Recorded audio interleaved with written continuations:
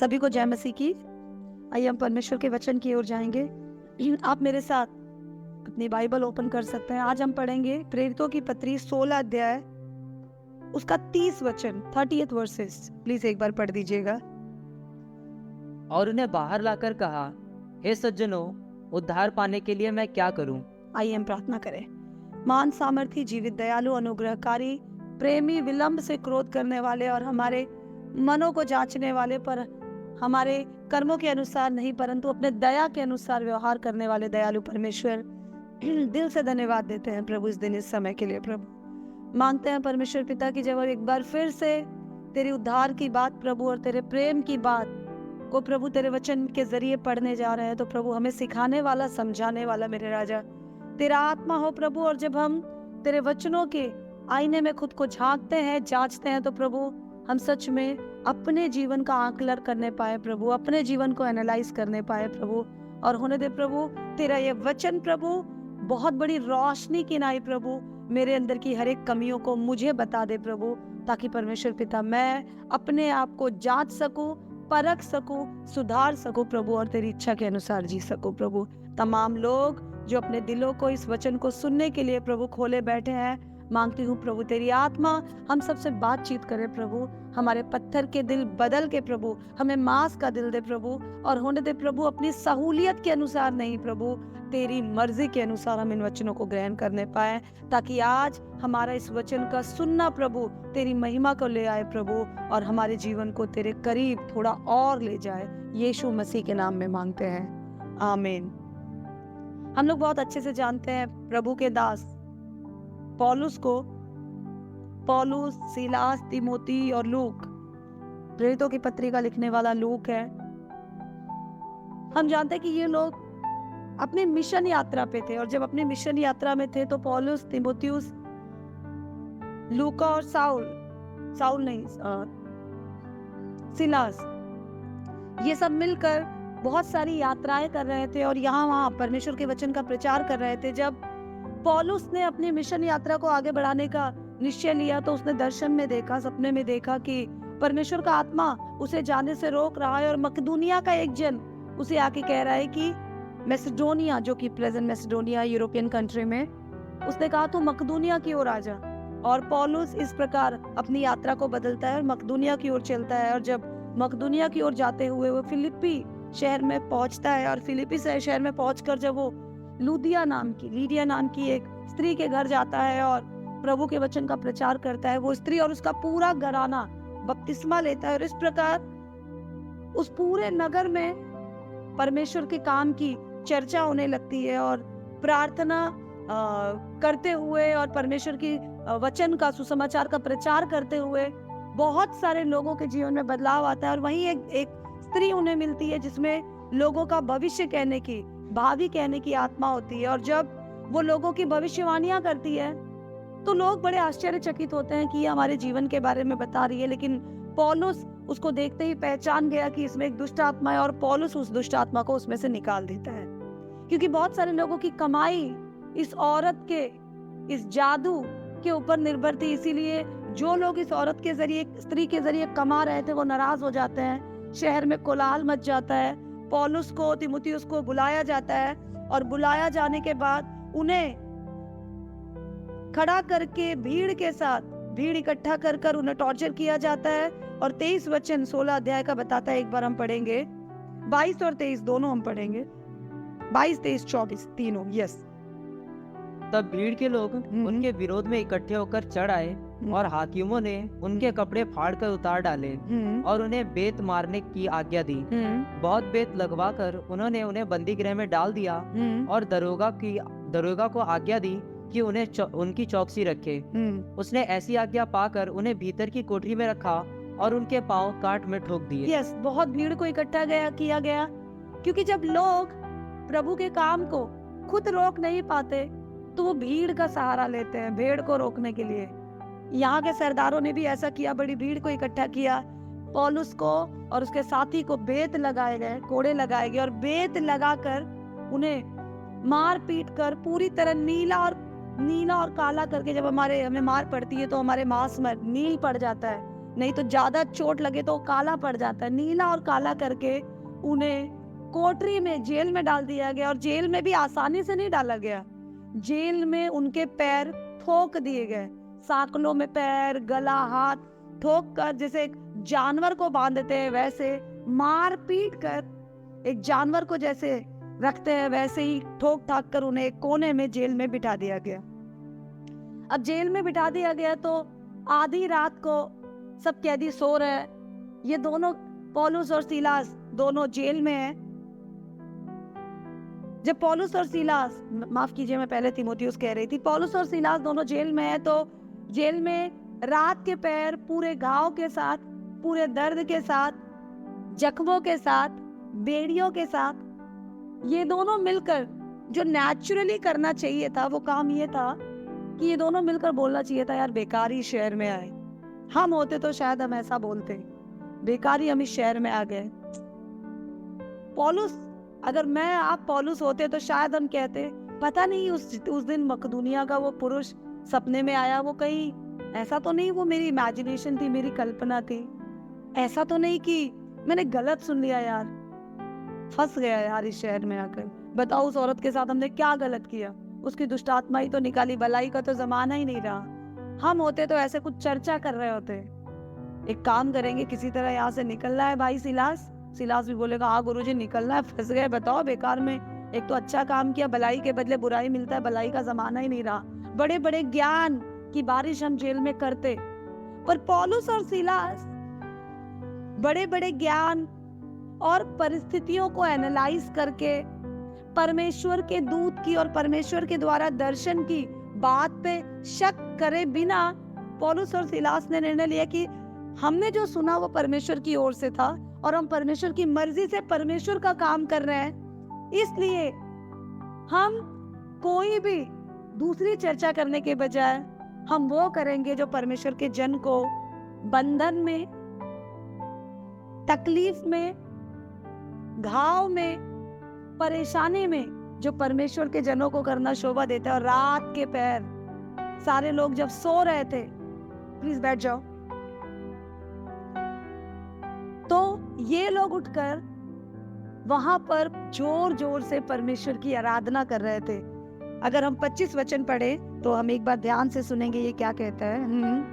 आधी रात के लगभग पौलुस और सीलास प्रार्थना करते हुए परमेश्वर के भजन गा रहे थे और कैदी उनकी सुन रहे थे। आधी रात के लगभग, मिडनाइट के आसपास, 11-12 बजे के आसपास, आधी रात उसे ही कहते हैं 12 बजे को, आधी रात के लगभग ये लोग प्रार्थना कर रहे थे। अपने घाव में मलहम नहीं लगवा रहे थे, परिस्थितियों का रोना नहीं रो रहे थे, एक दूसरे पे दोष नहीं लगा रहे थे। वो सरदार जिसने इन्हें पिटवाया, उस सरदार की चुगली नहीं कर रहे थे। वो औरत जिसके अंदर से इन्होंने दुष्टात्मा को निकाला, ये उस औरत की चर्चा नहीं कर रहे थे। एक प्रभु के जन को हर परिस्थिति में जो शोभा देता है, पौलुस और सीलास वो काम कर रहे थे, और वो काम था प्रार्थना और आराधना। इसलिए प्रभु का वचन बताता है निरंतर प्रार्थना में लगे रहो, धन्यवाद, हर परिस्थिति में धन्यवाद करते रहो।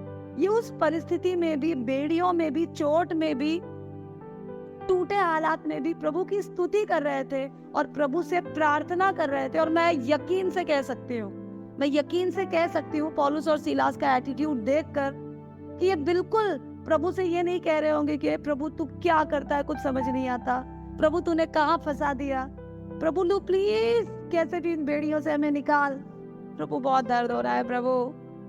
मैं यकीन के साथ कह सकती हूँ जिस प्रकार का चरित्र, जिस प्रकार की पर्सनालिटी, व्यक्तित्व पौलुस और सीलास का था, वो कत्ते प्रभु से, वहां से कैद खाने से निकलने की भीख नहीं मांग रहे होंगे। ये प्रभु से कह रहे होंगे प्रभु तेरी मर्जी पूरी हो, प्रभु धन्यवाद, अब बता प्रभु आगे क्या करना है, प्रभु हम यहाँ पर है तो यहाँ पर क्या काम तूने हमारे लिए रखा है।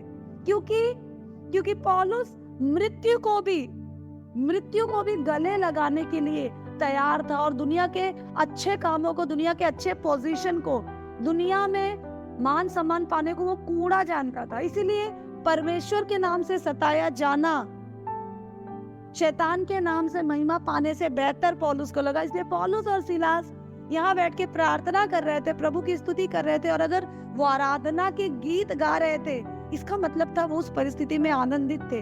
हम कैसे इस बात को ड्रॉ कर सकते हैं, हमें इस बात को कैसे कंक्लूड कर सकते हैं? वैसे ही जैसे पतरस को पकड़ा गया और पतरस को पता था आज मेरे साथी की गर्दन उड़ा दी गई है और कल मेरी भी गर्दन उड़ा दी जाएगी।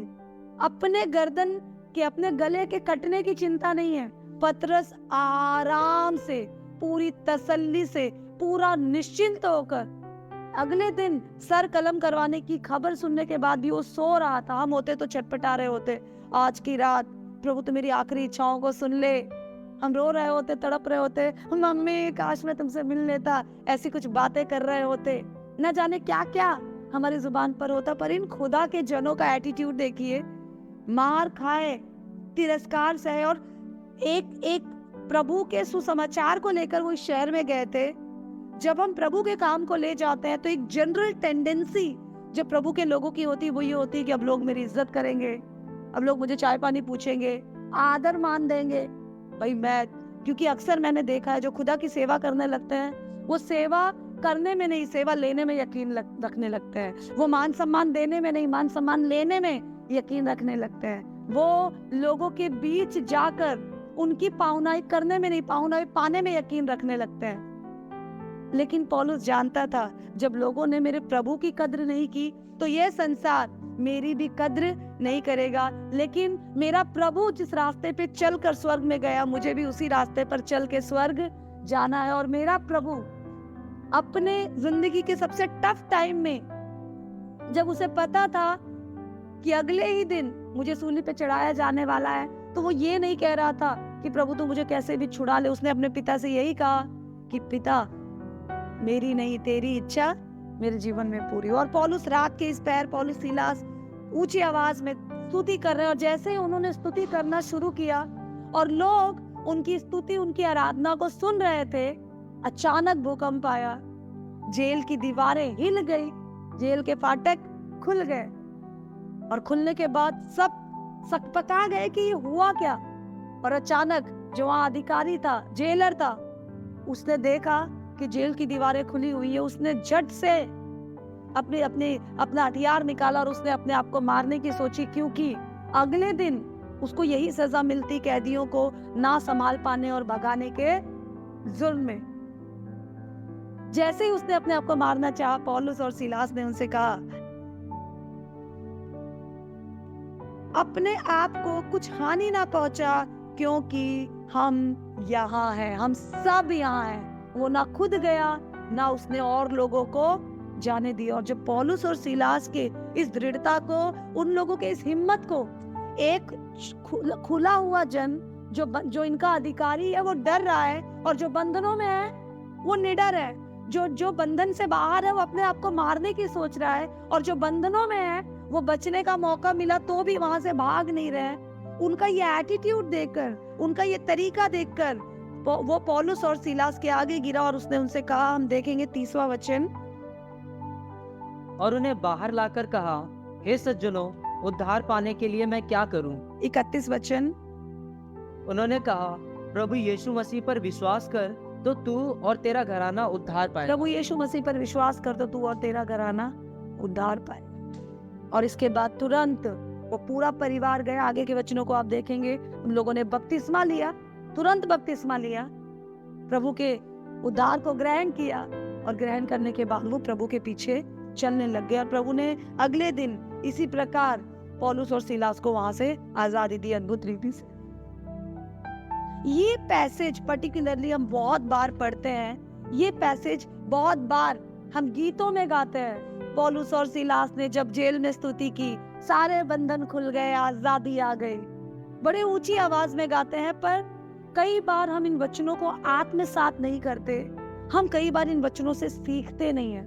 हम सबकी इच्छा है कि हमारे घर में जो प्रभु को नहीं जानते, हमारे परिवार में जो प्रभु को नहीं जानते, या हमारे आसपास जो प्रभु में कमजोर हैं, वो लोग प्रभु में और मजबूत हो जाए, वो लोग प्रभु की स्तुति महिमा करने लग जाए। ये हम सब की इच्छा है।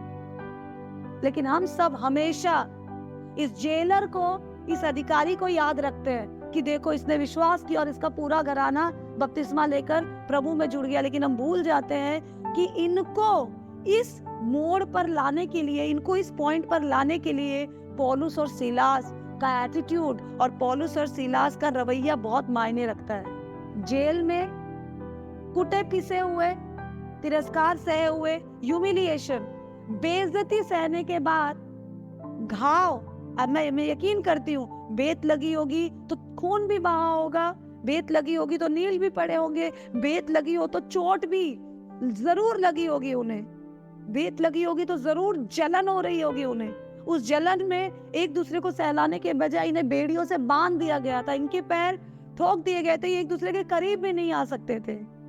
पर इनको कोई फर्क, इनके प्रभु के साथ रिश्ते के बीच में इन्होंने ना बेड़ियों को आने दिया, ना बेतों को आने दिया, ना जेल की सलाखों को आने दिया, ना उस जलन को आने दिया, ना उस दर्द को आने दिया। इनको कोई फर्क नहीं पड़ता था इनके शरीर के साथ क्या हो रहा है, इनको बस एक फर्क पड़ता था, जहां इनको एक ही काम करना था, जहां रहना है प्रभु की महिमा करनी है। और इनका ये एटीट्यूड, इनका ये बिहेवियर, इनका ये रवैया कैद खाने के उस अधिकारी को बिना चमत्कार देखे, एक तरह से देखा जाए तो बिना बहुत बड़ा काम अपने जीवन में, बिना अपने जीवन में कोई गवाही देखे हुए भी उद्धार पाने के लिए मजबूर कर देता है, प्रभु की ओर खिंच जाने के लिए मजबूर कर देता है। मैं और आप होते तो सोचते चलो चलो हमें मौका मिला, भागो, जेल टूट गई हमारे लिए टूटी। बट ये लोग बहुत पेशेंस थे, बहुत सब्र वाले थे, अपनी बुद्धि पे भरोसा नहीं करते थे। हर परिस्थितियों में they were waiting for the Lord and they were looking at the Lord। वो प्रभु का इंतजार कर रहे थे और प्रभु को देखते थे। आपकी मेहनत, आपकी इच्छाएं, आपकी तमन्नाएं आपके आसपास की परिस्थितियों को नहीं बदलेगी। अगर आपको आपके आसपास के, हमें हमारे लोगों को बदलना है तो हमें अपने एटीट्यूड को बदलना पड़ेगा। और हमारा एटीट्यूड इस संसार के लोगों के एटीट्यूड और बिहेवियर के जैसा नहीं होगा। We will behave differently, we will speak differently, we will think differently। हमारा सोचना, हमारा व्यवहार करना और हमारे एक्शन संसार के लोगों के एक्शन से एकदम अलग होंगे। संसार के लोग सोचेंगे ये मेरे लिए मौका है निकल जाने के लिए, हम सोचेंगे ये मेरे लिए मौका है लोगों को निकाल लाने के लिए। संसार के लोग सोचेंगे ये घाव है, ये घाव है, मैं जांचूंगा और ये घाव है, जिसने मुझे दिया मैं उसे सजा दूंगा। हम सोचेंगे ये घाव जिसे मिला है उसके भी घाव भर जाए और वो यीशु के घाव को देखने पाए और वो मेरे घाव में मेरा सहभागी हो जाए। संसार के लोग इस दुख में रोएंगे, प्रभु के लोग इस दुख में आनंद मनाएंगे। क्योंकि जब पौलुस को बेत लगते थे, हमने आगे वचनों को पढ़ा है, कई बार चर्चा की है, पौलुस अपनी पत्रियों में कहता है कि जब लोग पौलुस के पास आते थे बोलते थे पौलुस ये निशान कैसे? 3 बार उसे 39 कोड़े लगाए गए, मारा गया, कूटा गया, पत्थरवाह किया गया, समुद्र में वो कई रात रहा, सांपों के बीच में, जानवरों के बीच में, अपने लोगों के बीच में, विरोधियों के बीच में, जिनको उसने सिखाया उनके विरोध में, इतनी तकलीफों को झेलने के बाद भी जब लोग पौलुस से पूछते थे पौलुस ये निशान कैसे हाथ पे, ये निशान कैसे पीठ पे, ये निशान कैसे है तेरे गाल पे, ये निशान कैसे है तेरे पैरों पे, तो पौलुस कहता था मैं अपने प्रभु के घाव को अपने देह पर लिए फिर रहा हूं। उसको ये प्रभु का प्यार दिखाई देता था, ये छपे हुए निशान, और हमें ये सजा दिखाई देती है। उसके लिए सजा मजा थी क्योंकि उसको लगता था मैं कम से कम अपने प्रभु के दर्द में सहभागी हो रहा हूं। लेकिन यहाँ पर एक मायने और मुद्दे की बात यह है कि पौलुस जो कुछ सहता था वो अपने गुनाहों के कारण नहीं, वो परमेश्वर की इच्छा पे चलने के कारण सहता था। अजीजों, कि आप सच में परमेश्वर की इच्छा पर चल रहे हैं, और जब आप परमेश्वर की इच्छा पर चल रहे हैं तब जब लोग मसीह होने के कारण आपको सताते हैं, हम में से बहुत सारे लोग सताए जाते हैं, उसके बाद हम प्रभु से कहते हैं प्रभु तूने पौलुस को छुड़ाया तो मुझे भी छुड़ा। पौलुस जो जेल में था सुसमाचार सुनाने के कारण, उद्धार की खबर लोगों के बीच लाने के कारण हम जेल पहुंच जाते हैं, अपने पापों के कारण, चोरी चकारी के कारण, व्यभिचार के कारण, हेराफेरी के कारण। पौलुस को लोग बदनाम करते थे क्योंकि वो मसीह के नाम को लिए फिर रहा था। हमें लोग बदनाम करते हैं क्योंकि हमारे मुंह से भलाई की बात ही नहीं निकलती। इसीलिए पौलुस के जीवन में, पौलुस के एटीट्यूड में परमेश्वर की उपस्थिति दिखाई देती। और पौलुस जहां भी जाता था उसके घाव भी मसीह का प्रचार करते थे, उसके घाव भी लोगों के जीवन को बदल देते थे। मैं आपको उत्साहित करना चाहती हूँ, इन सिचुएशंस में, इन परिस्थितियों में, इन प्रेशर में, जब आप मसीह के नाम से सताए जा रहे हैं, अगर वास्तव में ऐसा है, जब आप मसीह के कारण बंधनों में, अगर वास्तव में ऐसा है, जब आप मसीह के कारण पीटे जा रहे हैं और अगर वास्तव में ऐसा है, तो रोना बंद कीजिए, कुड़कुड़ाना बंद कीजिए, अपने परिस्थितियों की दुहाई देना बंद कीजिए। जो हमें करना है वो ये है कि बेड़ियों के बीच भी परमेश्वर की उपस्थिति को महसूस कर आराधना करना और प्रार्थना करना शुरू कीजिए। मुझे बहुत अच्छा लगता है जब मैं इस लाइन को बोलती हूँ। पौलुस जेल के अंदर आजाद था और जेलर जेल के बाहर गुलाम था। बहुत सारे आजाद दिखने वाले गुलामों को आजादी की जरूरत है। वो आजादी उनके जीवन में प्रभु ने मेरे और आपके जरिए मुकर्रर कराई है, ठहराई है। उसके लिए बहुत जरूरी है। बदलाव की बात करने से बदलाव नहीं आएगा, बदलाव की कहानियां सुनाने से बदलाव नहीं आएगा, बदलाव वाला रवैया रखने से बदलाव आएगा। हम इस दुनिया में हैं, हम इस दुनिया के नहीं। We are in the world but we are not of the world. हमें इस बात को समझना पड़ेगा। परिस्थितियों को हम आम इंसान की नहीं ले सकते। हमें हर परिस्थितियों में इस बात को खोजना पड़ेगा कि एक मसीह जीवन में, एक मसीही के जीवन में जो कुछ होता है वो कुल मिलाकर भलाई को उत्पन्न करता है। और मैं बता रही हूँ, जब आपका एटीट्यूड बदलेगा, जब आपका परिस्थितियों को हैंडल करने का रवैया बदलेगा, तब वही लोग जो आप पे पहरा दे रहे थे वो आकर आपसे पूछेंगे, हे सज्जनों, उद्धार पाने के लिए मैं क्या करूं? हे सज्जनों, अपने जीवन में जो तुम जी रहे हो उस आशीष को पाने के लिए मैं क्या करूं? तब आप दिल खोल कर कहना, प्रभु आपको वो प्लेटफॉर्म देगा जब आप उसके नाम की महिमा कर सके। पर कई बार हम खुद परमेश्वर की योजनाओं के बीच में आ जाते हैं। कई बार हम खुद अपने आसपास के लोगों के उद्धार का रास्ता बंद कर देते हैं। कई बार हम खुद अविश्वासियों और अन्य जातियों से भी गया गुजरा रवैया और व्यवहार अपने अंदर रखकर चलने लगते हैं। इसीलिए मैं आपको उत्साहित करना चाहती हूँ, इस दुनिया के दौड़ में, इस दुनिया की प्रतियोगिता में, इस भेड़ चाल में ना फंसे। आप जिस भी हालात में हैं, जिस भी प्रेशर में, जिस भी दबाव में हैं,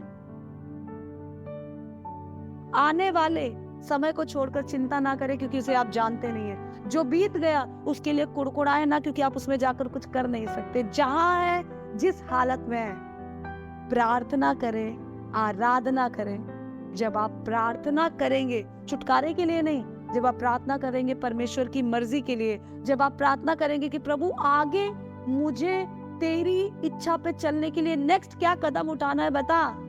जब आप घाव को देखने के बजाय सूली को देखेंगे, जब आप लोगों को देखने के बजाय परमेश्वर को देखेंगे, जब आप परिस्थितियों को देखने के बजाय उस स्वर को देखेंगे, तब लोग आकर आपसे पूछेंगे, हे सज्जनों, प्लीज मुझे बताओ उद्धार पाने के लिए मैं क्या करूं?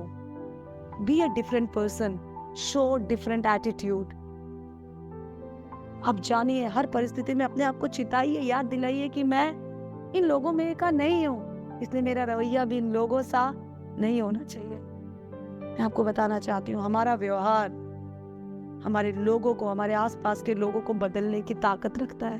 पर क्या सच में हमारा व्यवहार एक मसीह के जन की तरह व्यवहार है? क्या सच में हमारा एटीट्यूड एक प्रेयर और एक वर्शिप का एटीट्यूड है?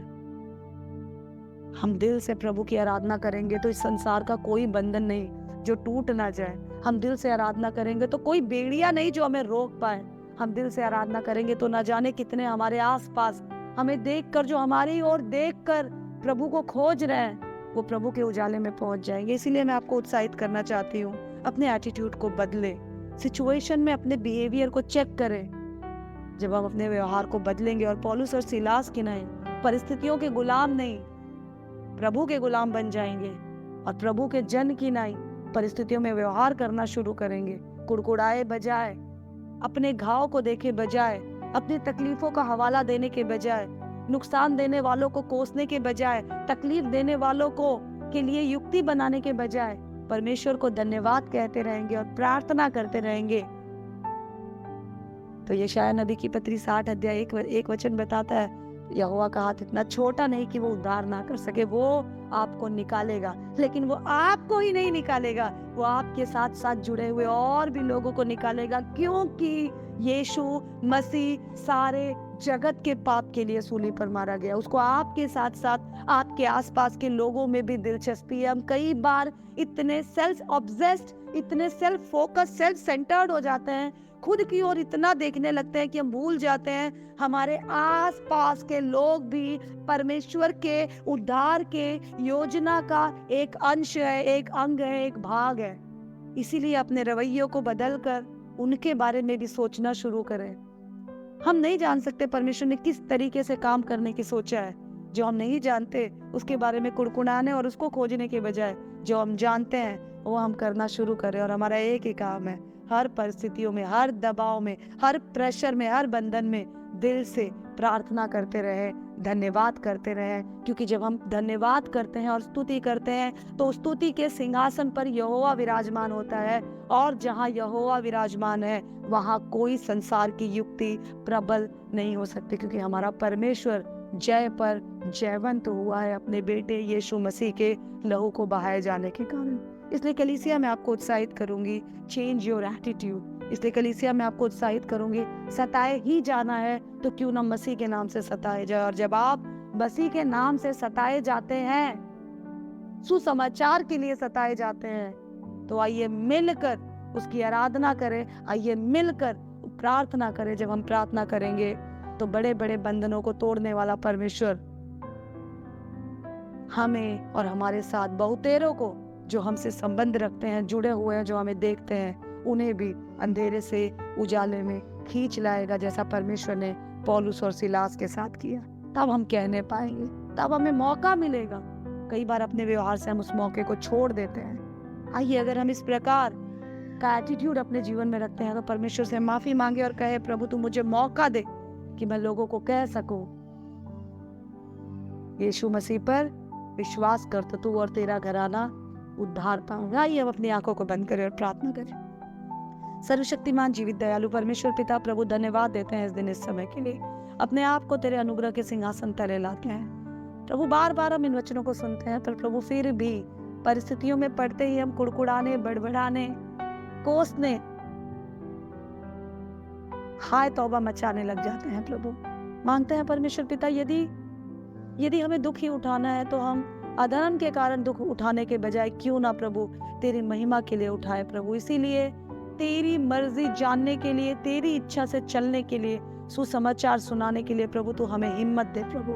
और मांगते हैं प्रभु, जब तेरे नाम के कारण, तेरी खराई के कारण मुझे बंधनों में डाला जाता है प्रभु, मुझे कोसा जाता है, मुझे सताया जाता है, दबाया जाता है, तो प्रभु और धन्यवाद मैं तुझे कर सकूं कि कम से कम प्रभु मैं तेरे नाम से सताए जाने के योग्य तो समझी गई।